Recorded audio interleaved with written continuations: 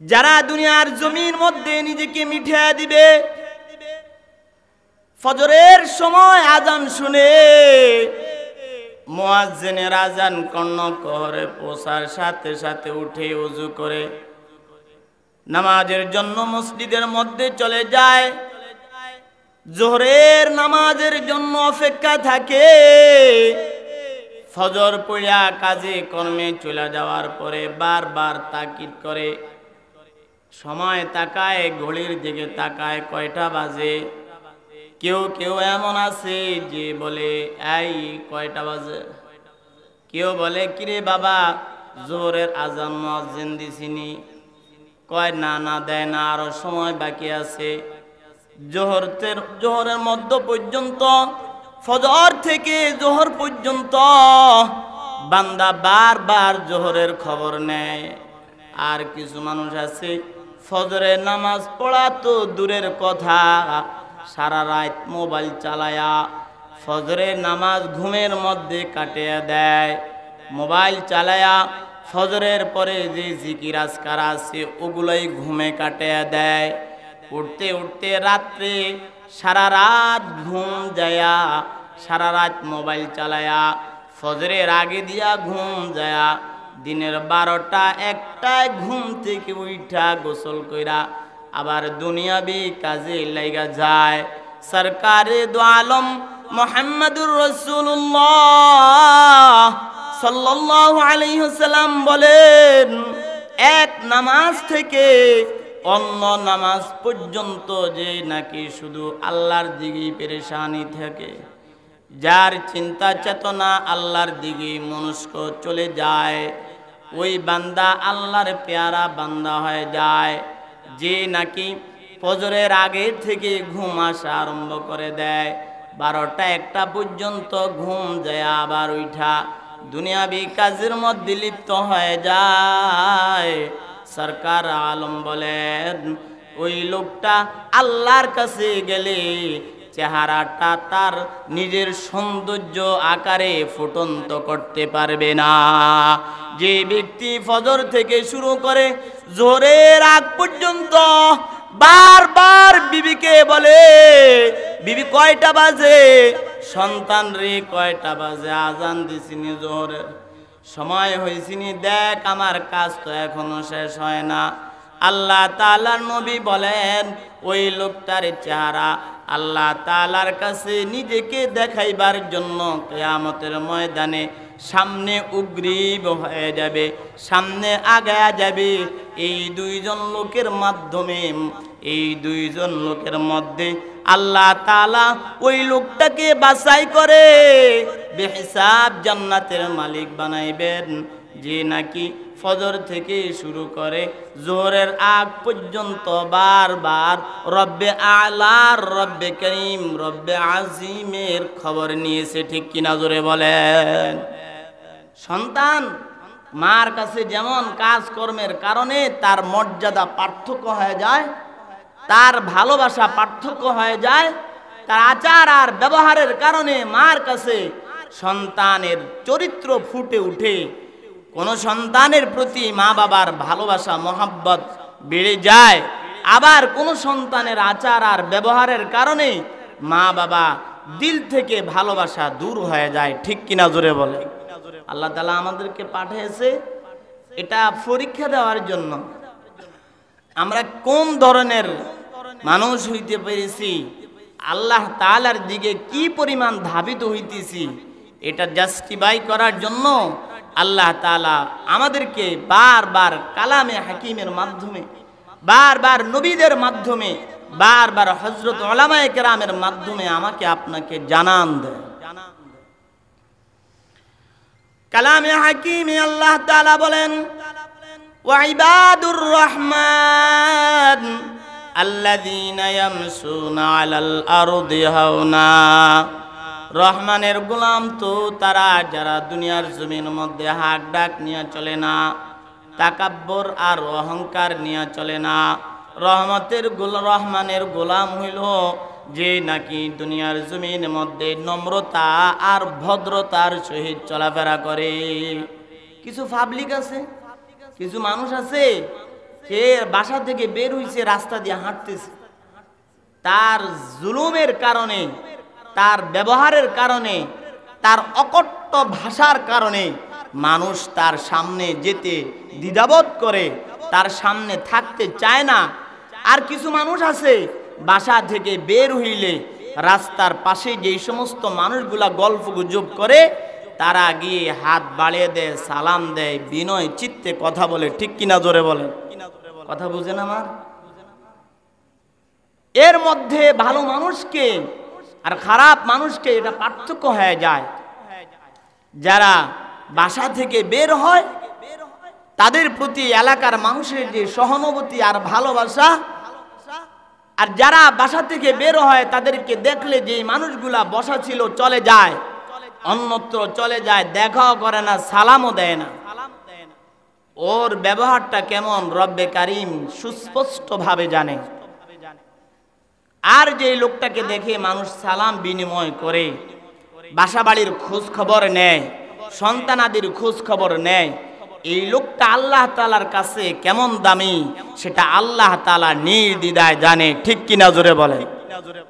এটাই আল্লাহ তাআলা বলেন, ওয়াইবাদুর রহমান আল্লাযীনা ইয়ামশুনা আলাল আরদি হাওনা।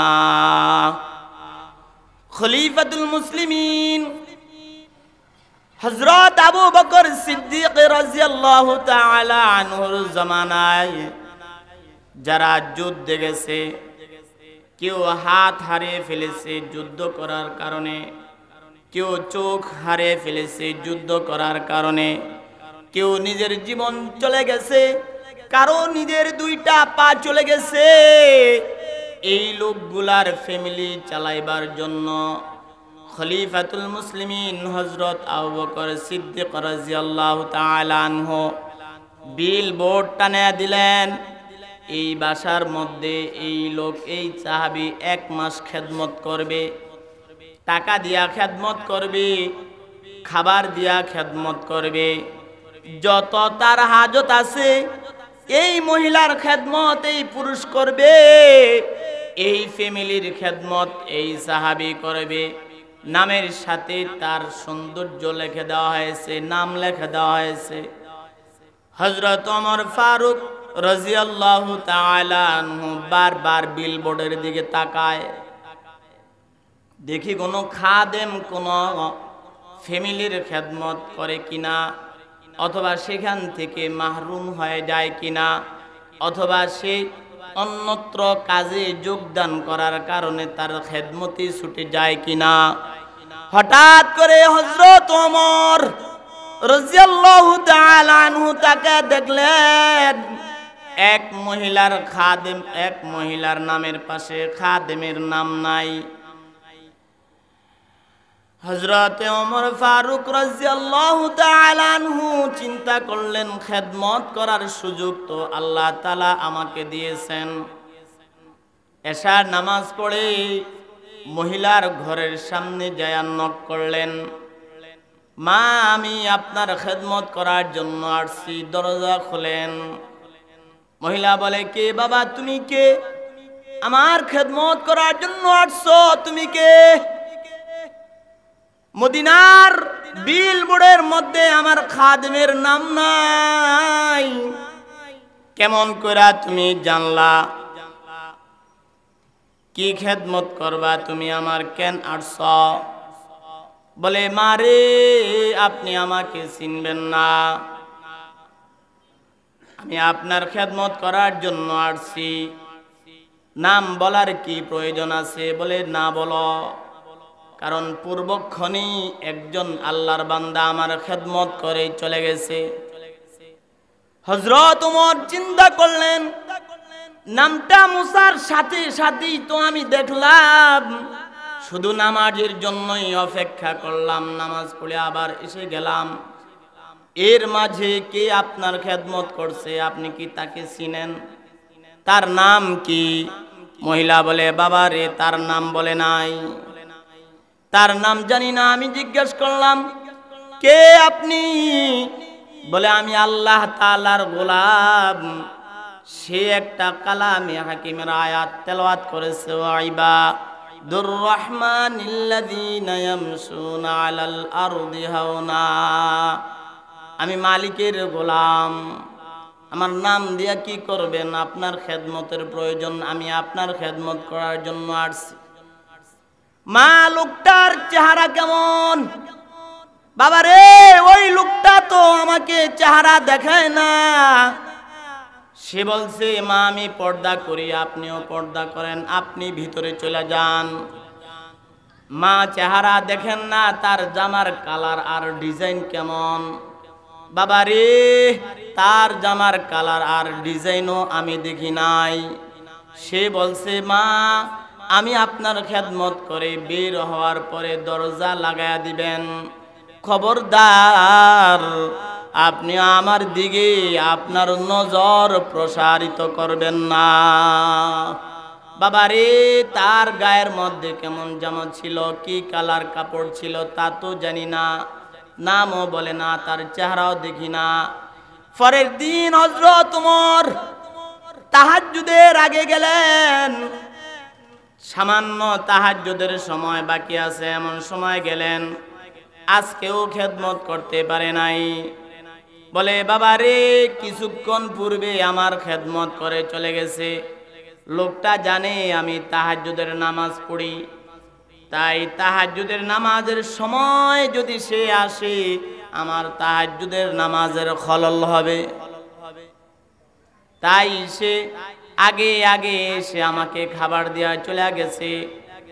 পরের দিন গেলেন খেদমত করার জন্য, তাও পারলেন না। বলে, মা আজকেও পারলাম না। বলে, সে জানে আমি আইয়ামে বীজের রোজা রাখি, তাই খাবারগুলা আগে দিয়া সে চলে গেছে। সেও আইয়ামে বীজের রোজা রাখে, তাই তার কাজগুলা সম্পাদন করে সে চলে গেছে। আমাকে সে তার নামও জানায় না। হযরত ওমর রাদিয়াল্লাহু তাআলা আনহু এবার মাগরিবের নামাজের পরে মহিলার ঘরের এক কন্যারে যায় দাঁড়িয়ে আছে। লুকোচুরি খেলতেছে। লুকোচুরি অন্ধকারাচ্ছন্ন এক জায়গায় দাঁড়িয়ে আছে। কখন লোকটা আসে দেখবে। দাঁড়িয়ে থাকতে থাকতে থাকতে হযরত ওমর বিরক্ত হয়ে গেছে। তারপরে ওমর বলে, এই বেটা ওমর, একটু খেদমত করবি তো, আবার কিসের বিরক্ত হস? নিজেকে নিজে ধমক দিতেছে। পর্যায়ক্রমে রাতের গভীর অন্ধকারে দেখলেন কোন এক লোক তার মাথার মধ্যে চাদর দিয়া চেহারা ঢাইকা চলে আসতেছে। আস্তে আস্তে হাঁটতেছে। মহিলার দরজার সামনে যায় নক করলেন। দরজা খুললে ভিতরে চলে গেলেন। খেদমত করার জন্য সব কাজগুলা খাদেম হিসাবে করলেন। মহিলাকে বলে বের হয়ে চলে আসতেছেন। এমন সময় হযরত ওমর সামনে যা সালাম দিলেন, আসসালামু আলাইকুম ওয়া রাহমাতুল্লাহ। কে ভাই আপনি? 3 দিন হইল মহিলার খেদমত করার জন্য আসতেছি, আপনার কারণে পারি নাই। আপনার চেহারাটা দেখতেও পারি নাই, আপনার নামটাও আমি শুনতে পারি নাই, আপনার জামার কালার গুলাও জিজ্ঞেস করলাম তাও জানতে পারি নাই। লোকটা নিজের চেহারার কাপড়টা সরাইয়া দিলে দেখলেন খলিফাতুল মুসলিমিন হযরত আবু বকর সিদ্দিক রাদিয়াল্লাহু তাআলা আনহু তার সামনে দাঁড়িয়ে আছে। জোরে বলেন সুবহানাল্লাহ। ওয়া আলাইকুম সালাম।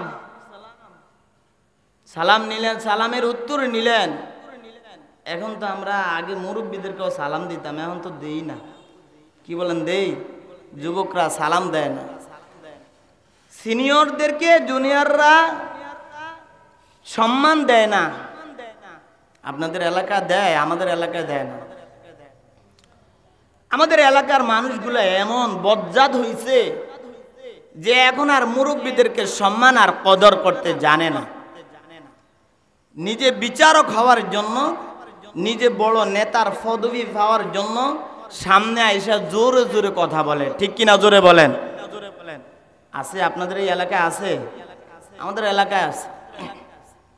সালাম দিলেন, সালামের জবাব নিলেন, তাকে দেখলেন যে খলিফাতুল মুসলিমিন হযরত আবু বকর সিদ্দিক রাদিয়াল্লাহু তাআলা আনহুর সামনে দাঁড়িয়ে আছে। হযরত ওমর রাদিয়াল্লাহু তাআলা আনহু বললেন, ভাই আবু বকর, মনে মনে চিন্তা করেছিলাম আপনি ছাড়া কেউ হবেন না। আপনার সময় আপনি সবার আগে ইসলাম ধর্ম গ্রহণ করেছেন, দানের ক্ষেত্রে সবার আগে আপনি চলে গেছেন। আপনার এক রজনীর ইবাদত আমি ওমরের সারা জিন্দেগি এক পাল্লায় মাপলেও হবে না, ওদিক দিয়েও আপনি আগে গেলেন। চিন্তা করলাম মহিলার খেদমত কইরা না জানি আল্লাহর মালা আলা দরজা পৌঁছা যায়, এটাও আমি পারলাম না। তবে আপনার পায়ের মধ্যে জুতা কই জুতা, খরম কই খরম। খরম চিনেন? যারা মুরব্বী এরা চিনেন মুরব্বী? কাঠের জুতা ছিল, ঠাস ঠাস কইরা আওয়াজ করত। তো তখনকার মানুষরা খরম ব্যবহার করত।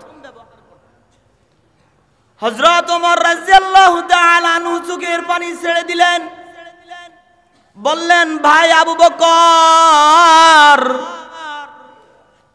আপনি মদিনার মধ্যে মানুষগুলার খেদমত করতেছেন ভালো কথা, কিন্তু পায়ের খরম কই, জুতা কই আপনার? হযরত আবু বকর সিদ্দিক চোখের পানি ফেলে দিলে বলে, ভাইরে ওমর, আমি যদি এই মদিনার অলি গলি দিয়া রাতের বেলায় খরম পাড়া দিয়া হাঁটি, খরমের আওয়াজে যদি এই মদিনার অলি গলির কোন তাহাজ্জুদ গুজার করনেওয়ালার ঘুম ভেঙে যায়, কোন জিকির করনেওয়ালার ঘুম আমার এই খরমের আওয়াজে ভেঙে যায়, এই ওমর, আমার এই খরমের আওয়াজে যদি কোনো দিনদার পরহেজগার মুত্তাকিন নামাজির কষ্ট হয়ে যায়, তাহলে আমি আবু বকর রব্বে কারীম আল্লাহর কাছে কেমন করে চেহারা দেখাবো?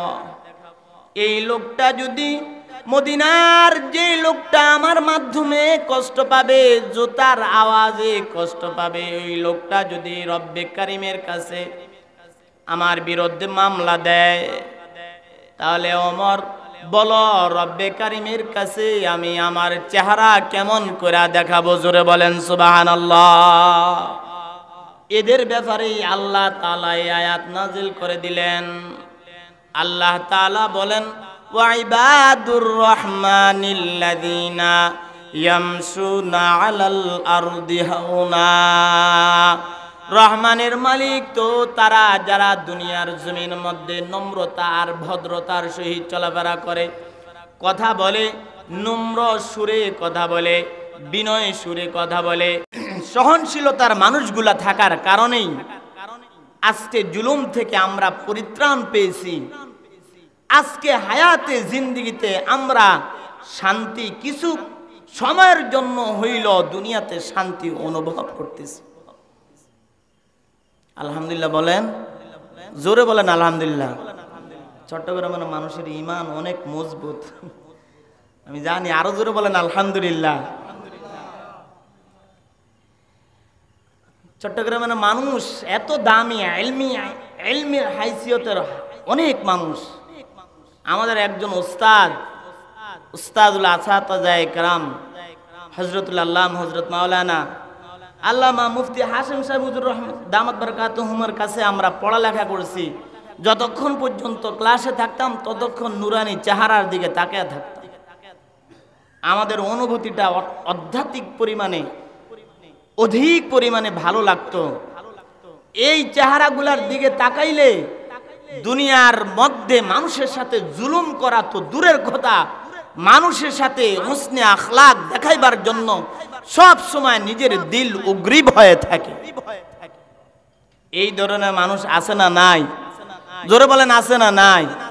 তাহলে আমরা এদের সাথে সময় দিব, হায়াতি জিন্দেগিতে এই ব্যবহারগুলা করব। তথাপি আল্লাহ তাআলার কাছে আমি আপনি নিজের চেহারাটাকে, নিজের দেহটাকে আল্লাহ তাআলার কাছে, আল্লাহ তাআলার রাসূলের শেষ উম্মত হিসেবে অধিক আগ্রহের সহিত প্রকাশ করতে পারো। তাই আল্লাহ তাআলা বলেন, ওয়া ইবাদুর রহমান আল্লাযীনা ইয়ামশুনা আলাল আরদি হাওনা। রহমানের গোলামের এক নম্বর গুণ হইল দুনিয়াতে যতদিন পর্যন্ত থাকবে, মানুষের সাথে কথা বলবে তো নম্রতা আর ভদ্রতার সহিত চলাফেরা করবে, কাজকর্ম করবে একাগ্রত চিত্তে করবে, আল্লাহ তাআলার জমিনে আল্লাহ তাআলার দ্বীন কায়েম করার জন্য সদা সর্বদা প্রস্তুত থাকবে। এরাই হলো রহমানের গোলাম। এই জাতীয় মানুষ যারা আল্লাহ তাআলা বলেন, তাদেরকে আল্লাহ তাআলা অনেক দামি, এমনকি বেহিসাব জান্নাতের মালিক বানিয়ে দেবে। এজন্য আমরা অন্তত এই পাশাপাশি 4টা আয়াত আছে, ইমানদার আল্লাহর বান্দাদের গুণ সম্পর্কে 4টা আয়াত আছে। এই 4টা গুণের অধিকারী, 4টা গুণের যে কোনো একটা গুণের অধিকারী যে হবে, আল্লাহ তাআলা তাকে দামি বানাবেন। আল্লাহ তাআলা তাকে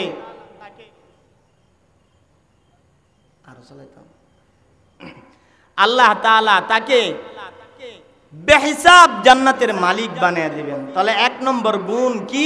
দুনিয়াতে চলবে তো নম্রতার সহিত চলবে, ভদ্রতার সহিত চলবে। ওয়া ইবাদুর রহমান আল্লাযীনা ইয়ামশুনা আলাল আরদি হাওনা ওয়া ইযা খাতাবাহুমুল জাহিলুনা ক্বালু সালামা والذين يبيتون لربهم سجدا وقياما। রব্বে করিম আল্লাহ তাআলা বলেন, যার ভিতরে নম্রতা আর ভদ্রতা আছে সে ব্যক্তি আল্লাহ তাআলার 1 নম্বর গুণের অধিকারী। এই লোকটাকে আল্লাহ তাআলা বেহিসাব জান্নাতের মালিক বানিয়ে দিবেন। গুণ তো আমার আপনার আরো থাকা দরকার। আমরা আবেগে আর আমরা লালসতায় পড়ে আমরা গুনার দিকে ধাবিত হইতেছি। আগের যুগের বান্দারা, আগের যুগের বড় আলেমরা, আগের যুগের বড় বড় বাদশারা পর্যন্ত আল্লাহ তাআলার ইবাদত করত। আল্লাহ তাআলার বিনয় আর নম্রতা তার ভিতরে থাকত। হযরত রাসূল আকরাম সাল্লাল্লাহু আলাইহি ওয়াসাল্লাম বলেন, হায়াতে জিন্দেগীর মধ্যে তোমার যদি একটা গুণ থাকে, আল্লাহ তাআলার কাছে যায় ওই গুণটা যদি পেশ করতে পারো, আশা করা যায় আল্লাহ তাআলা তোমার গুণটাকে গ্রহণ করে তোমার জন্য আল্লাহ তাআলা জান্নাত বরাদ্দ রাখবে। রাসূল আকরাম সাল্লাল্লাহু আলাইহি সাল্লামের প্রত্যেকটা কথা নিজের কথা না, কথা কার? জোরে বলেন, কার কথা? আল্লাহ। এইভাবে নম্রতা আর ভদ্রতা গুনার থেকে বাঁচার জন্য যদি যে ব্যক্তি ওই সময় নম্রতা আর ভদ্রতা দেখায়, গুনাহ থেকে বাঁচা থাকার চেষ্টা করে, সে ব্যক্তি আল্লাহ তাআলার নিকটতম বান্দা হয়ে যায়। একটা কিতাব আছে কামালাতে আশরাফিয়া, উর্দুতে লেখা, হযরত আশরাফ আলী থানভী রাহমাতুল্লাহি আলাইহির লেখা। কামালাতে আশরাফিয়ার মধ্যে একটা ওয়াকিয়া আসছে যে একজন আল্লাহ তাআলার বড় বাদশা, বড় বুজুর্গ, যে নাকি বালেগ হওয়ার পর থেকে ক্ষমতার শ্রেষ্ঠতম অধিকারী হওয়ার পরেও কখনো সুন্নত তো দূরের কথা, একটা মুস্তাহসান, একটা মুস্তাহাব আমল পর্যন্ত তার থেকে ছুটে না। জোরে বলেন সুবহানাল্লাহ। স্বপ্নে দেখেন বাদশাহী পায়া গেছ, তুমি কি জানো না? যাও যাও অমুক জায়গায় আমার একটা বান্দা ইন্তেকাল করেছে।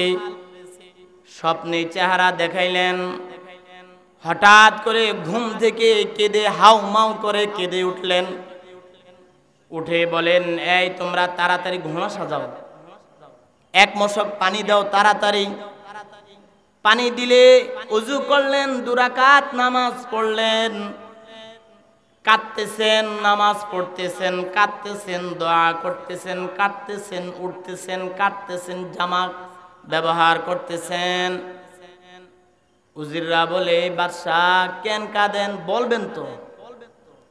বলা বলি নাই, তোমরাও নামাজ পড়ো। এখনকার বাদশারা নিজেরাও নামাজ পড়ে না, পাশাপাশি যারা আছে তারাও নামাজ পড়ে না, তাদেরকেও আদেশ করে না। আছে না নাই? জোরে বলেন। বাবায় নামাজ পড়া গেছে, সন্তান ঘুমিয়ে রয়েছে, থাক না, ও জোয়ান মানুষ ইনকাম করে, ঘুমাক। এ কথা বইলা সন্তানকে লালসায় দিয়া ফেলাইছে। বাদশাহ তাড়াতাড়ি সবাইকে বললেন, তোমরা 2 রাকাত নামাজ পড়ো, জলদি চলো। 2 রাকাত নামাজ পড়লেন, রাস্তায় গেলেন, বহুদূর চললেন, আবার দাঁড়ায় গেলেন, বলে এখানে জায়নামাজ বিছাও। দেখো না, তাহাজ্জুদের নামাজের সময় হইছে। বাদশাহ উজির আর আমারদেরকে নিয়ে তাহাজ্জুদের নামাজ পড়লেন। কিছু দূর যাওয়ার পরে ফজরের আজান দিলেন, মসজিদের মধ্যে নামাজের জন্য ঢুকে গেলেন, জিকির আজকার করলেন, চলে গেলেন। যেতে যেতে 4 রাস্তার মোড়ে দেখলেন একটা লাশ পড়ে আছে, কাপড় দিয়া ঢাকা আছে। বাদশাহ লোকটার চেহারা দেখার আগে বলতেছে, তোমরা কি এলাকায় বসবাস করো না? একটা মানুষ যদি ইন্তেকাল করে পাড়া প্রতিবেশীদের জন্য ফরজে কিফায়া হয়ে যায়, তার কাফন করার জন্য তোমরা কেন করো না? বলে, হুজুর আপনাকে আমরা চিনি না, কোথা থেকে আসছেন তাও জানি না, তবে এই লোকটা সব সময় নেশার মধ্যে নিমজ্জিত থাকতো। এই লোকটা পতিতালয়ে যাইতো, খারাপ কাজের মধ্যে দাবিত ছিল, এই জন্য আমরা তারকে দাফন কাফনের ব্যবস্থা করি না, তার সাজাই এটা।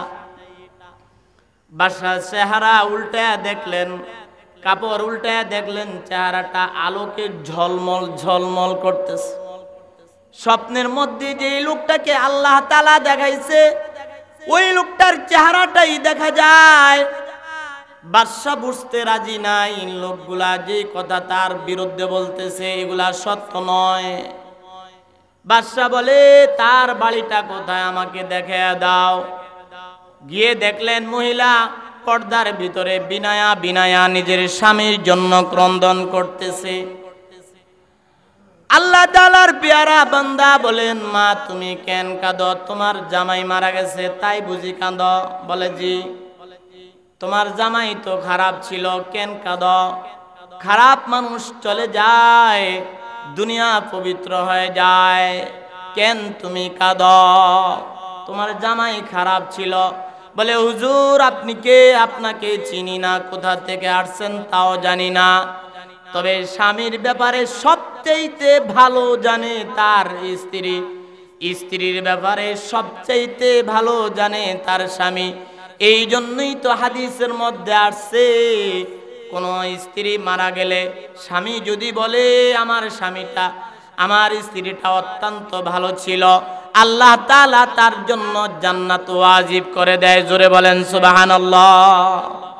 আর স্ত্রী বলে, স্বামী আমার ভালো ছিল, স্বামী আমার ভালো ছিল, আমার কাছে সবচাইতে দামি মানুষ ছিল। আল্লাহ তাআলার রাসূল বলেন, এই স্ত্রীর দোয়ার কারণে স্বামীর জন্য আল্লাহ তাআলা জান্নাত ওয়াজিব করে দেয়।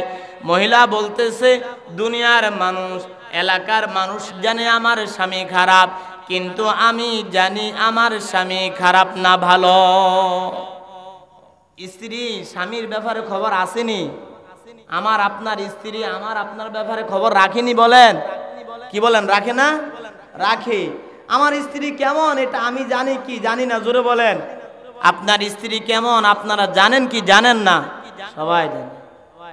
তো বলে যে ঘটনা বলো, কি হয়েছে তোমার স্বামীর? বলে, আমার স্বামী পতিতালয় যাইতো, প্রতিদিনই পতিতালয় যাইতো, জেনার কাজে প্রতিদিনই ওই জায়গায় যাইতো, কিন্তু আমার স্বামী কখনো কোনো মহিলার সাথে জেনা করে না। যাইতো মাগরিবের নামাজ পড়ার পরে, আসতো এশার নামাজের আগে। এই পুরা সময়ের মধ্যে একজন ব্যভিচারকারী মহিলাকে বলতো যে আজকে তোমার বেতন কত, সারা রাত যদি তুমি কাজ করো তোমার টাকা আসবে কত? তো সে বলতো আমার 500 দিরহাম অথবা 100 দিরহাম। তো আমার স্বামী বলতো নাও এই 100 দিরহাম দিয়ে আমি আজকে রাত্রের জন্য তোমাকে খরিদ করলাম, আজকে রাত্রে তুমি আমার কথা শুনতে বাধ্য, ঠিক কিনা জোরে বলেন।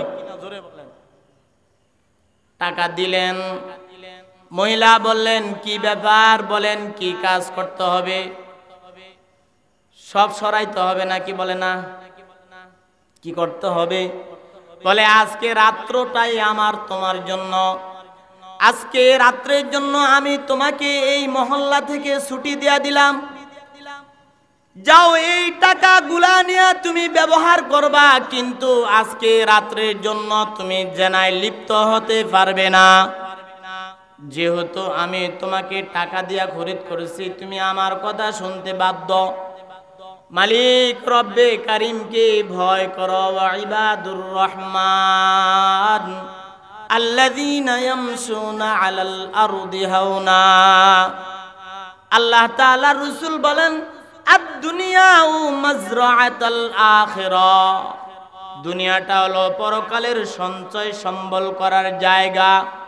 এখানে যদি তুমি সঞ্চয় সম্বল না করতে পারো, আখিরাতে গিয়ে তোমার কিছুই পাবা না, তোমার জন্য কিছুই থাকবে না।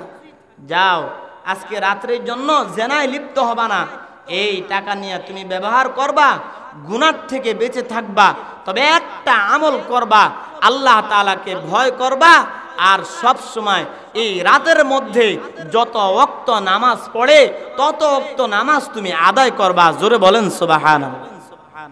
এলাকার মানুষ দেখছে জেনার জন্য ঢুকছে, আসলে কি জেনা করছে? কথা বলেন, জেনা করছে। কামালাত আশরাফিয়ার মধ্যে এসেছে, আশরাফ আলী থানভী রহমাতুল্লাহি আলাইহি বলেন, লোকটা এশার নামাজের পরে যুবকরা মদ আর নেশায় লিপ্ত থাকতো, সেখানে যাইতো, মদের আড্ডাখানায় যাইতো, আর বলতো ভাই তোমাদের 1 গ্লাস মদের দাম কত, 1 গ্লাস নেশার দাম কত? বলে এত টাকা হুজুর আপনি খাইবেন? দেও না, তাড়াতাড়ি দেও। তো দিছে 1 গ্লাস, হাতে নিছে, টাকা পরিশোধ করে দিছে, হাতে নিয়ে চলে যায়। হুজুর খাবেন না? হ্যাঁ খাবো, তবে তোমাদেরকে দেখাবো না। না হুজুর খান, এখানে খান। না রে বাবা আমি এখানে খাবো না, আমি আমার বাসায় নিয়ে চলে যাইতেছি, ওখানে খাবো। বিবি বলে আমার স্বামী মদের পেয়ালা দিয়া মদ আইনা ওগুলা ড্রেনের মধ্যে ফালাইয়া দিত, আর 2 রাকাত নামাজ পড়ে রব্বে কারিমের দিকে হাত উঠাইয়া আমাকেও বলতো বিবি তুমি আমার সাথে হাত উঠাও। বলতো আল্লাহ, কোন এক যুবক যদি এই 1 পেয়ালা মদ পান করত, তাহলে তার যেই পরিমাণ গুনাহ হইতো, আমি তাকে টাকা দিয়া ওই পরিমাণ গুনাহ থেকে বাঁচিয়ে রাখছি। আল্লাহ তুমি আমার এই মেহনতটাকে গ্রহণ করে এই মহল্লার যুবকগুলাকে নেশা থেকে ফিরায়া আল্লাহ তুমি সবাইকে মসজিদ মুখী করে দাও। এইভাবে হুজুর আমার স্বামী আমাকে নিয়ে দোয়া করত, চোখের পানি ঝরঝর করে ফেলতো। তার দোয়ার ভাষায় আমি আমার চোখের পানি ভেতরে রাখতে পারি নাই। বহুদিন হইছে হুজুর আমার চোখের পানি অনিচ্ছাকৃত ভাবে আমার চোখ থেকে বেয়ে বেয়ে পড়ত। আল্লাহ আমি নিজেও বলতাম আল্লাহ আমার স্বামীর দোয়াকে গ্রহণ করো। আমার স্বামী যদিও নেশার মধ্যে যাইত, আমার স্বামী যদিও পতিতালয় যাইত, এলাকার মানুষ বুঝতো যে গুনার কাজে লিপ্ত। আসলে গুনার কাজ করে কি করে না এটা আল্লাহ তাআলা জানে। আমাকে আমার স্বামী এই সূরার এই আয়াতটা আমাকে বারবার তেলাওয়াত করাইছে, মুখস্থ করাইছে। আমার স্বামী প্রত্যেকটা মুনাজাতের মধ্যে বলতো ইবাদুর রহমান আল্লাযীনা ইয়ামশুনা আলাল আরদি হাওনা। আমার স্বামী প্রত্যেকটা মুনাজাতে এই দোয়াটা পড়তো, এই আয়াতটা পড়তো এবং আল্লাহ তাআলার কাছে বিনয় চিত্তে বলতো, আল্লাহ এই আয়াতের মালিক আপনি আমাকে বানিয়ে দেন। এই আয়াতের মালিক যদি না বানান আপনার দরবারে কোন চেহারা আমি দেখাবো। বাদশাহ সবাইকে এলান করে দিলেন, এই সাধারণ মানুষ না, আল্লাহর ওলি, আল্লাহর বড় দামি বান্দা। তাড়াতাড়ি সরকারি যত বাহিনী আছে সব যেন তার জানাজায় শরীক হয়। সবাই চলে আসছেন মুহূর্তের মধ্যে জানাজা দেওয়ার জন্য। কাতার বন্দী হয়ে গেলেন, জানাজার নামাজ আদায় করলেন, দাফন কাফন করলেন। মহিলা বলতো যে স্বামী আমার, তুমি যে এত কাজগুলা করো আল্লাহ কি তোমার উপরে খুশি হবে? বলে তুমি দেখো না, আমি তো বারবার বলতেছি যে আল্লাহ তাআলা যেন এই দেশের বাদশার মাধ্যমে আমার জানাজা পড়ায়, এই দেশের বাদশার মাধ্যমে আমাকে কবরের মধ্যে রাখে। যদি তার হাতের ছোঁয়াতে আমি কবরে থাকতে পারি, আশা করা যায় কবরের আযাব আমার জন্য আল্লাহ তাআলা মাফ করে দিবেন। জোরে বলেন সুবহানাল্লাহ। বাদশা চোখের পানি ফালাইয়া দিয়া বলতেছে, আমাকে এলাকার মানুষ কেউ চিনে না, তুমিও চিনো না। আমি হইলাম ওই বাদশা, যেই বাদশার ব্যাপারে তোমার স্বামী আল্লাহ তাআলার কাছে দোয়া করেছে। কামালাতে আশরাফিয়ার মধ্যে ঘটনা ওয়াকিয়া এনেছেন। আশরাফ আলী থানভী রহমাতুল্লাহি আলাইহি বলেন যে হাল জমানায়, ওই সময়ের জমানার জানাজার মধ্যে এই পরিমাণ মানুষ এর জনসংখ্যা হয়েছে, কিয়ামত পর্যন্ত এত বড় জানাজা আর কারো মানুষের কপালে হবে কিনা জানা নাই। সারা রাষ্ট্রের মানুষ জানাজায় অংশগ্রহণ করেছে। আপনারা দেখেছেন, চট্টলার বাসী দেখেছে, সারা বাংলাদেশের মানুষ, অধিকাংশ মানুষই আহমদ শফির জানাজায় অংশগ্রহণ করেছে, ঠিক কিনা জোরে বলেন। যারা জানাজায় এসেছে সবাই কি আহমদ শফিকে চিনতে পেরেছে? সবাই চিনে না, সবাই চিনে না। যারা নিজেদেরকে মিটিয়ে দিছে তো তাদেরকে আল্লাহ তাআলা দুনিয়াতে উঠিয়ে নিয়েছে। আহমদ শফি নিজের জীবনকে হায়াতে জিন্দেগিতে মিটিয়ে দিয়েছে, যার কারণে যে চিনছে সেও চোখের পানি ফেলছে, যে চিনে না শুধু নাম শুনছে তারও চোখ দিয়া পানি প্রবাহিত হয়েছে, ঠিক কিনা জোরে বলেন। এই জন্যই আল্লাহ তাআলা বলেন ওয়া ইবাদুর রহমান আল্লাযীনা ইয়ামশুনা আলাল আরদি হাওনা। যার মধ্যে বিনয় আর চিত্ত থাকবে, যার ভিতরে একাগ্রত চিত্ত থাকবে, নামাজ পড়তেছে, নামাজের মধ্যে পড়ার জন্য মসজিদে ঢুকছে, তো দুনিয়াবি কথা কয় না, ও নামাজের দিকেই ধ্যান ধারণা, দুনিয়াবি সব চলে যাইতেছে, ওই দিকে গুরুত্ব নাই। তো গুরুত্ব আছে শুধু নামাজের, আল্লাহ তাআলার দিকে গুরুত্ব, আল্লাহ তাআলার সন্তুষ্ট অর্জন করবে কিভাবে, ওই দিকেই পেরেশান, ওই দিকেই ফিকির, ওই দিকেই মনস্ক, ওই দিকেই তার সম্পর্ক, ওই দিকেই তার দিলটাকে ঝুঁকে দিয়েছে। এই কারণে তার নামাজের মাধ্যমে সওয়াব কেমন হয়েছে জানেন? হাদিসের মধ্যে আসছে, রাসূল করিম সাল্লাল্লাহু আলাইহি সাল্লাম বলেন যে এক কাতারের মধ্যে 20 জন নামাজ পড়েছে, কিন্তু এর মধ্যে এমন একজন লোক অসংখ্য নিয়ামত, অসংখ্য সওয়াব পেয়েছে, যা সে নিজে নয়, নিজের 14 গোষ্ঠীও হিসাব করে শেষ করতে পারবে না। জোরে বলেন সুবহানাল্লাহ। আবার এমন একজন সওয়াব পাইছে যে হ্যাঁ একাই গণতে পারবে, সময়ও লাগবে না, সেকেন্ডও লাগবে না। কটা পাইছে? কয়েকটা। আরেকজনে কটা? 2টা। আরেকজনে কত? 3%। আরেকজনে কত? 7%। আরেকজনে কত? 10%। আরেকজনে 20%। আরেকজনে 100%, আরেকজনে 1,00,000%, আরেকজনে 1,00,00,000%, আরেকজনে বেহিসাব সওয়াব পেয়েছেন, অথচ একই কাতারে নামাজ আদায় করছে। এটা হলো একাগ্রত চিত্ত যার থাকে, একাগ্রতা যার ভিতরে থাকে, তার নামাজের সওয়াবের পার্থক্যটা ঠিক অমনীয় হয়ে যায়। এজন্য রাসূল করিম সাল্লাল্লাহু আলাইহি সাল্লাম বলেন, একজন কিফিল নামের জালেম ছিল, বাদশা ছিল, যে নাকি প্রত্যেকটা অহংকার আর প্রত্যেকটা কাজ তার জুলুম দিয়েই সে মিটিয়ে দেয়। জালেম জুলুম করছে,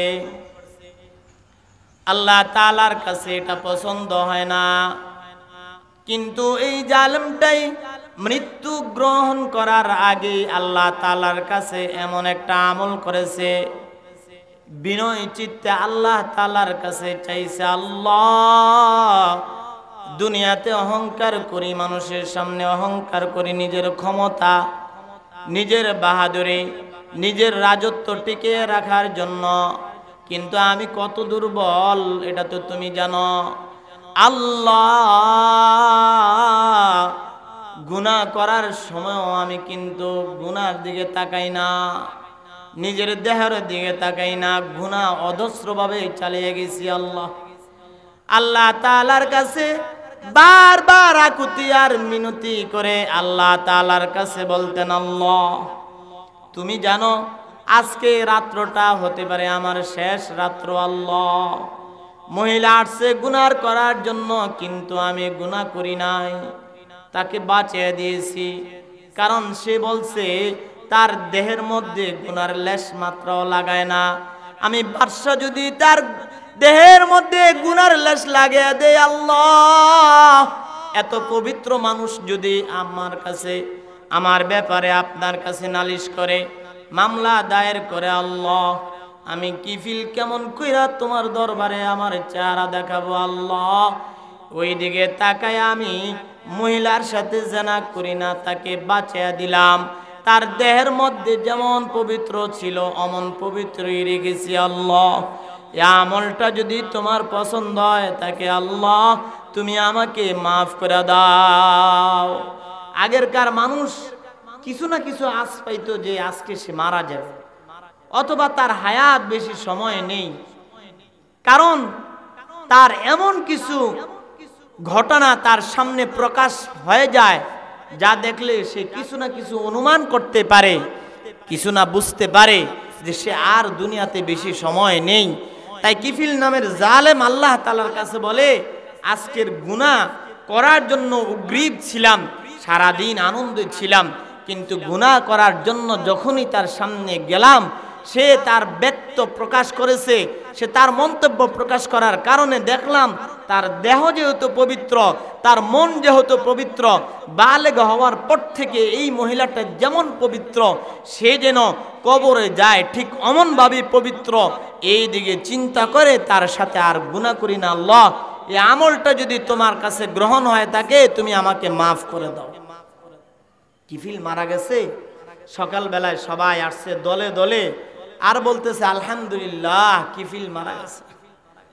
আমাদের দেশের এখন অনেক মানুষ মারা গেলে ফেসবুকে লেখে আলহামদুলিল্লাহ, আছে না নাই? কথা বলেন আছে না নাই? জোরে বলেন আছে না নাই? কারণ সে এমন পরিমাণ জুলুম করছে, সে এমন পরিমাণ জালেম হিসাবে দুনিয়ার সমাজের মধ্যে সুস্পষ্ট প্রকাশ পেয়েছে যে ওই মানুষটা তাকে তার কোনো ক্ষতির কারণ শুনলে আলহামদুলিল্লাহ বলতে সে দ্বিধাবোধ করে না, তাই আলহামদুলিল্লাহ অটোমেটিক চলে আসে।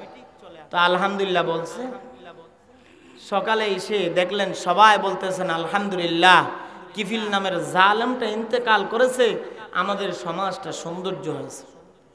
সবাই বের হয়, গেটের সামনে লেখা আছে কদ গফারাল্লাহু লিল কিফিল, খবরদার তোমরা এই কিফিল নামের জালেমটাকে আর গালি দিও না।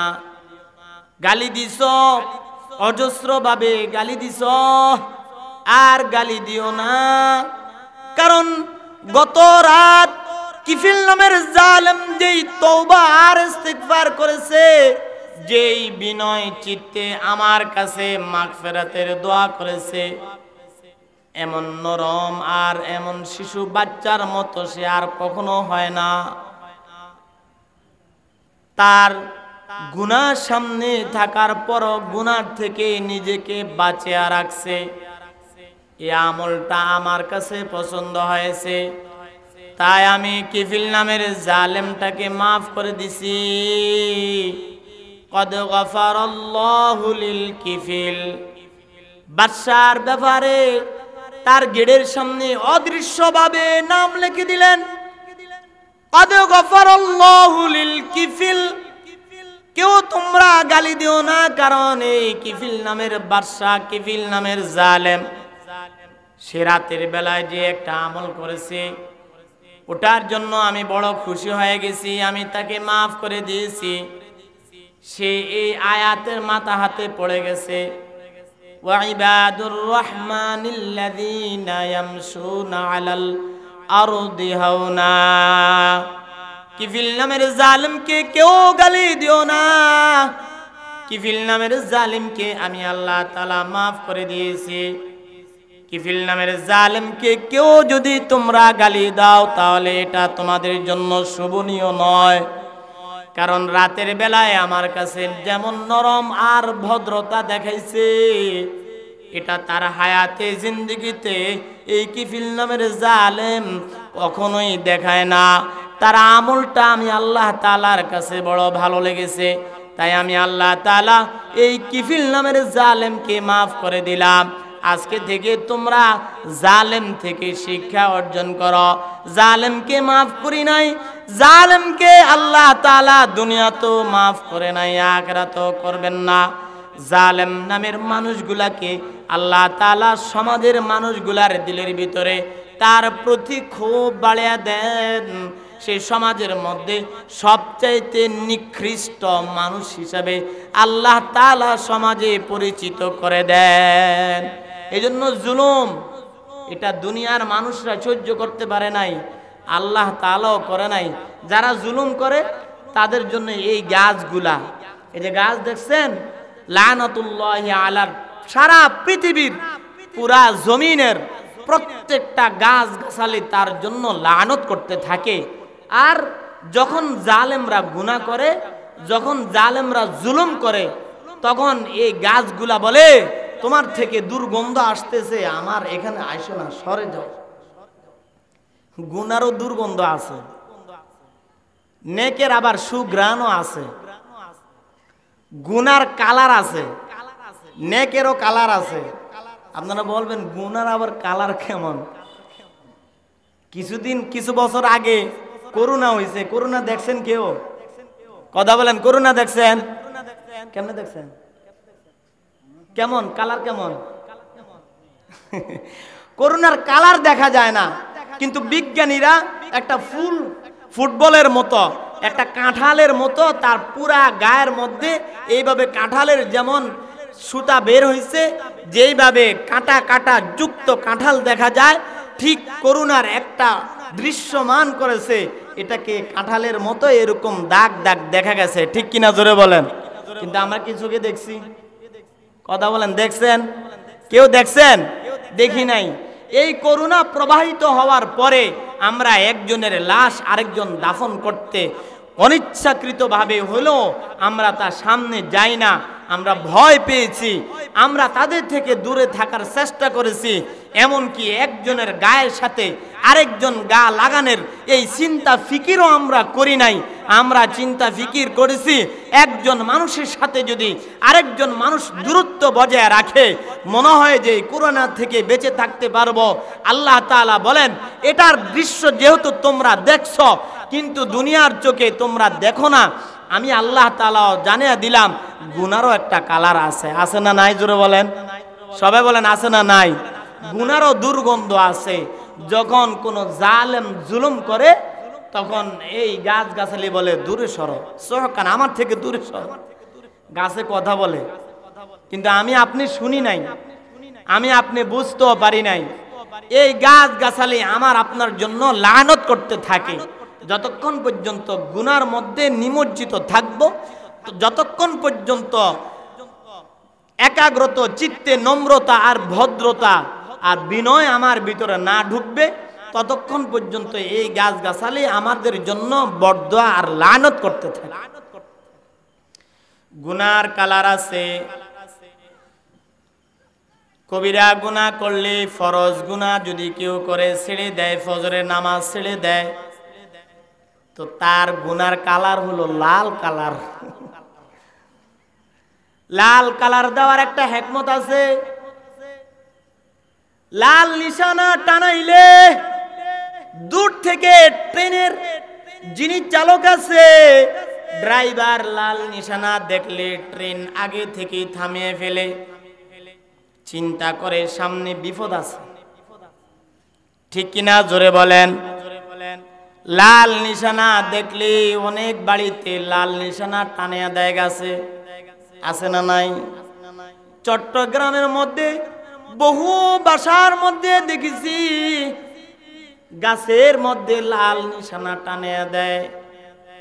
ওরা মনে করে লাল নিশানা টানাইলে কেউ বুঝবে এখানে মাজার আছে, কিন্তু আল্লাহ তাআলার রাসূল ইবনে মাজাহ শরীফের হাদিসের মধ্যে আসছে, লাল নিশানা কেউ যদি তোমরা দেখো তাহলে বুঝবা এটা একটা সংকেত, কোনো না কোনো বিপদের সংকেত। যারা বিবাহ করছে এরা যখন বিবির কাছে যায় লাল নিশানা দেখলে বন্ধ। ঠিক নিয়ম মুরব্বী, কথা বলেন, বাস্তব কথা না? লাল নিশানা দেখলে কি বন্ধ না? তার মানে লাল নিশানা বের হইতেছে, এটা বন্ধ, এখানে কঠিন মুসিবত আছে। গুনার ফরজ গুনাহ যদি কেউ তরক করে তাহলে তার জন্য হলো গুনার কালার হলো লাল। এটা বড় মারাত্মক এক মুসিবত, মারাত্মক এক বিপদ। এই লাল নিশানা নিয়ে কেউ যদি কবরে যায়, ফরজ তরক করে কেউ যদি কবরে যায়, ঘটনা চক্রে আল্লাহ তাআলা যদি তার বিরুদ্ধাচরণ করে, তার কোনো উপায় নাই। ঠিক কিনা জোরে বলেন। আর কোনো উপায় আছে? উপায় নাই। ফরজ গুনার জন্য লাল কালার, ওয়াজিব গুনার জন্য অন্য কালার, সুন্নতে মুআক্কাদা তরক করার জন্য অন্য গুনাহ অন্য কালার, সুন্নতে জায়েদা তরক করার জন্য যে গুনাহ হইল ওটার কালার আলাদা। গুনার কালার আছে আলাদা আলাদা, গুনার প্রভাব আছে আলাদা আলাদা। কেউ যদি ফরজ তরক করে ফেলে তাহলে সে তো আল্লাহ তাআলার সাথে যুদ্ধোচ্চারণ করল, যুদ্ধ ঘোষণা করল। এই জন্য রাসূল করিম সাল্লাল্লাহু আলাইহি সাল্লাম বলেন, যার ভিতরে বিনয় নাই, যার ভিতরে নম্রতা নাই, যার ভিতরে আদর্শ নাই, যার ভিতরে রাসূল আকরাম সাল্লাল্লাহু আলাইহি সাল্লামের আদর্শ নাই, তার দ্বারা ফরজ গুনাহ করতে দ্বিধাবোধ হয় না, অটোমেটিক তার মাধ্যমে গুনাহগুলা ছুটে যায়। এই জন্য আমরা আল্লাহ তাআলার কাছে বিনয় চিত্তে এমনটা নিজের দেহের মাধ্যমে, নিজের চলার মাধ্যমে, নিজের বলার মাধ্যমে এমনটা আল্লাহ তাআলার কাছে প্রকাশ করব যে আল্লাহ ফরজ গুনাহগুলা থেকে আমি নিজে বাঁচা রয়েছি, ফরজ আদায় গোলামি করেছি, ফরজ ওয়াজিব সুন্নতে মুআক্কাদা সুন্নতে জায়েদা যদি আমি ছেড়ে দিই, যে গুনাহ আমার এগুলার বিনিময় হয়ে যায় ওগুলা থেকে আমি বেঁচে রাখলাম গো আল্লাহ। গুনাহ থেকে বেঁচে যাওয়ার জন্য যে মন মানসিকতা তৈরি হয়, তার ভিতরে বিনয় চলে আসে। যে 5 ওয়াক্ত নামাজ পড়ে তার কথা, যে 5 ওয়াক্ত নামাজ পড়ে না তার কথা, আসমান আর জমিন যেমন পার্থক্য, উভয়ের কথা এমন পার্থক্য। এজন্য সময় এসেছে আলেমদের ইতাআত করা। যারা বিনয় চিত্তে জমিনের মধ্যে চলে এরা কারা? আমাদের একজন বড় বুজুর্গ হাকিমুন নফস আল্লামা আশরাফ আলী থানভী রহমতুল্লাহি আলাইহি বলেন, এই ধরনের গুণের অধিকারী মানুষ যদি তুমি দেখতে চাও সচক্ষে, তাহলে তুমি মসজিদে চলে যাও আর না হয় মাদ্রাসায় চলে যাও। এই বিনয় চিত্তে মানুষগুলা যদি তুমি দেখতে চাও তাহলে মসজিদে চলে যাও, না হয় মাদ্রাসায় চলে যাও। এই দুই জায়গার মধ্যে এই বিনয় চিত্তে মানুষগুলা অহরহ বসবাস করে। জোরে বলেন সুবহানাল্লাহ।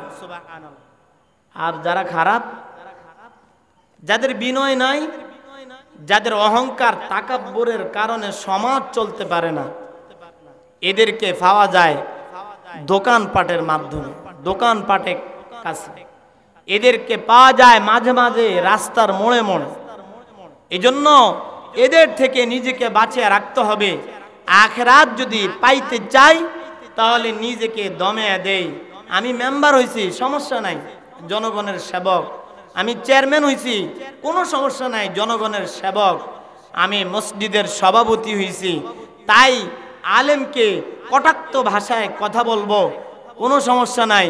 আপনি এখনো সময় আছে, নিজেকে পরিপূর্ণ করে নেন, নিজেকে পরিবর্তন করে দেন। তাহলে যদি নিজেকে পরিবর্তন করা যায়, আশা করা যায় গুণের অধিকারী হয়ে আল্লাহ তাআলার কাছে যেতে অধিক পরিমাণে সহজ হয়ে যাবে। এই ধরনের মানুষের কারণেই আল্লাহ তাআলা পৃথিবীকে টিকিয়ে রাখে। এজন্য আজকে থেকে আমরা সবাই বিনয় চিত্তে, নম্রতা আর ভদ্রতার সহিত আলেমের সাথে কথা বলবো, নামাজিদের সাথে কথা বলবো, হক্কানি হাজিদের সাথে কথা বলবো। এই ওয়াদা করতে পারি তো ইনশাআল্লাহ? কি বলেন ইনশাআল্লাহ? রাজি আছি তো ইনশাআল্লাহ? আমাদের দেশে এখন আজকে এ আসার পরে একজন বলল যে স্কুল ভার্সিটির মধ্যে ছাত্ররা যেই পরিমাণে শিক্ষকদের সাথে বেয়াদবি করে, আগে এটা ছিল না। ইদানিং 10, 12, 20 বছরের ভিতরে বাচ্চাদের ব্যবহারগুলা কেমন জানি উলট পালট হয়ে গেছে। শিক্ষকদের গায়ে হাত দিতে তাদের হাত কাঁপে না। অথচ আমাদের জমানার কথা বলি, এই মুরব্বীদের জমানার কথা হলো, বড় ভাই যে মজলিসে বসে, ছোট ভাই ওই মজলিসের 1 মাইলের কাছেও থাকে না। ঠিক কিনা জোরে বলেন? আর এখন বড় ভাই যেখানে কথা বলে ওটা দূরের কথা, বাবাই যেখানে কথা বলে এটাও দূরের কথা, দাদাই যেখানে কথা বলে সেখানে নাতি এসে বলে আপনি চুপ থাকেন, মুরব্বী এত কথা বলেন। আছে না নাই? কথা বলেন, আছে না নাই? মুরব্বী হয়ে লও। মুরব্বীর দাম কেমন, মুরব্বীর গুণ কেমন, দুনিয়াতে তার দাম কেমন, এটা এখন বুঝবা না। যুবকরে হাতে ধরি পায়ে ধরি, এখনো সময় আছে নম্রতার ভদ্রতার সহিত মুরব্বীদের সাথে আচার ব্যবহার করো, না হয় তোমাদের জন্য অভিশপ্ত এক আযাব অপেক্ষা করতেছে, পিছন থেকে আসতেছে। যে আযাব থেকে তুমি নিরাশ হতে পারবা না, যে আযাব থেকে তুমি পরিত্রাণ পাবা না। যুবক হাতে ধরি পায়ে ধরি, বৃদ্ধ বাবাদের সাথে কখনো বেয়াদবি করবা না, নিজের শিক্ষকের সাথে কখনো বেয়াদবি করবা না। হতে পারে শিক্ষকের সাথে এখন বেয়াদবি করে গেছ, মাঠ থেকে বের হয়ে গেছ, স্কুল ভার্সিটি থেকে বের হয়ে রাস্তায় গেছ, ভালাই গেছ, হাত পাও ভাঙে না, রাস্তায় গেছ, অ্যাক্সিডেন্ট হইতে বেশি দেরি হবে না, রাস্তা থেকেও বাইচা গেছ, বাসায় গেছ, ঘুমের মধ্যে ইন্তেকাল করে ফেলেছ, এমন হয়ে যাইতে পারে। অতএব ইন্তেকাল হওয়ার আগ পর্যন্ত কখনো তোমরা তোমাদের পূর্বপুরুষদের সাথে চুল পরিমাণ বেয়াদবির সাথে সংযুক্ত হয় না। নম্রতা আর ভদ্রতার মধ্যে তোমার হায়াতে জিন্দগিটা কাটিয়ে দাও। এমন কিছু ছাত্র আছে যাদের আচার ব্যবহার দেখলে মুরব্বী পর্যন্ত তাজ্জুব হয়ে যায়, আশ্চর্য হয়ে যায় যে এই বাচ্চার এত সুন্দর ব্যবহার। ও তো স্কুলেও পড়ে, ও তো মাদ্রাসাও পড়ে না, ও তো মাদ্রাসা পড়া দূরের কথা, ও তো আলিয়া মাদ্রাসাও পড়ে না, ওই এমন ব্যবহার শিখলো কোথা থেকে? বলে এমন ব্যবহার শিখলো একমাত্র আলেমদের সোহবতে থাকার কারণে, একমাত্র দ্বীনি দাওয়াতি লাইনে থাকার কারণে, একমাত্র দ্বীনি তালিমের থাকার কারণে, মাঝে মাঝে ইসলাহি মাহফিলের মধ্যে যাওয়ার কারণে। ইসলাহি মাহফিল গুলা এমন হয়ে গেছে আলহামদুলিল্লাহ যে একটা যুবক ইসলাহি মাহফিলের আলোচনা শুনলে মাহফিলের পরে নিয়ত করে যে আজকে থেকে আর দাড়ি কাটবো না। আছে না নাই? জোরে বলেন। আবার বলে যে এখন থেকে আর কখনো নামাজ ছেড়ে দিব না, এখন থেকে বিড়ি আর সিগারেট খাবো না, এখন থেকে গুনার কাজ করব না। এই ইসলাহি মাহফিল গুলা সমাজের জন্য উন্নয়নমূলক কাজ করে, যদিও আমরা দেখি এগুলাতে আমাদের আর্থিক অবক্ষয় হয়, আর্থিক খরচ হয়, কিন্তু এই আর্থিক খরচ হয় এটা বাহ্যিক দৃষ্টিতে দেখলাম। কিন্তু আমি আপনি জানিয়া রাখি যে এই ইসলাহির মাধ্যমে বাতিনি ভাবে সমাজের মধ্যে এমন কিছু রূহ তৈরি হয়, এমন কিছু মানুষ তৈরি হয় যাদের মাধ্যমে আল্লাহ তাআলাকে চিনা বড় সহজ হয়ে যায়। ঠিক কিনা? জোরে বলে। তাই বলি এখন আজকে এখনই এই ইসলাহি মাহফিলের মধ্যে এমন কোন যুবক ভাই ওয়াদা করতে পারবেন নি যে এতদিন আমি বালেগ হওয়ার পর থেকে আমি দাড়ি ছাড়ছি, দাড়ি কাটছি, দাড়ি রাখি নাই, আমি ওয়াজিব তরক করার গুনাহ 24 ঘন্টায় আমার আমল নামায় ফেরেশতাদের মাধ্যমে লেখা হইতেছে, এটা জানতেছি, বুঝতেছি, তারপরও এটা থেকে বাঁচার জন্য কোনো আগ্রহ, কোনো ব্যবস্থা আমি গ্রহণ করি নাই। আজকে ইসলাহি মাহফিল থেকে যে আমি নিয়ত করি যে আজকে থেকে আমি আমার দাড়ির মধ্যে একটা ব্লেডও লাগাবো না, যতদিন পর্যন্ত হায়াতে জিন্দিগিতে পৃথিবীর জমির মধ্যে থাকি আমার দাড়ি চলমান রাখবো, আমার দাড়ি চলমান থাকবে, দাড়ির মধ্যে যেন আমি কোনো খুর না লাগাই, এমন ওয়াদা কোনো একজন যুবক ভাই দাঁড়িয়ে করতে পারবেন? দাঁড়ান, কোন ভাই আছেন যুবক? হুজুর এতদিন অন্যায় অপরাধ করছি, দাড়ি কাটছি। যে ব্যক্তি দাড়ি শেভ করে সে ব্যক্তির গুনাহ, নামাজে দাঁড়াইলো গুনাহ, ঘুমাইলো তার আমল নামায় গুনাহ লেখা হইতে থাকে।